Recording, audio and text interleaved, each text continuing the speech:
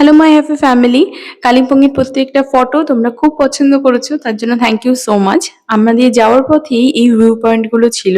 আর আজকের ওয়েদারটা জাস্ট অসম ওয়েদার, তোমরা ভিডিওতে দেখে আশা করি বুঝতেই পারছো। আর সামনাসামনি তো ওয়েদারটা আরো ভালো ছিল।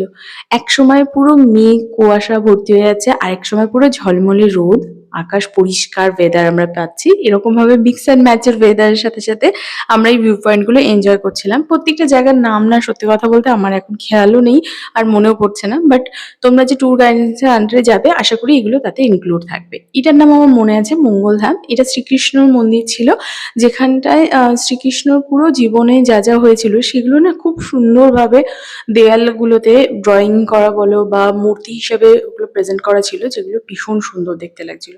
আর মন্দিরটা অনেকটা বড় এরিয়াতে। তো এখান থেকে আমরা কিছু ফটো ভিডিও তুললাম। আর এখন প্রচন্ড রোদ ছিল, মানে এত রোদ ছিল যে সানগ্লাস না পরে মনে হয় চোখটা আমার টিম টিম করছে। তো এখান থেকে কিছু ফটো ভিডিও ক্লিক করার পর আমরা চলে যাচ্ছি আমাদের হোমস্টেতে, যেটা হচ্ছে আমাদের প্রথম হোমস্টে। তো চলো দেখা হচ্ছে পরের ব্লগে।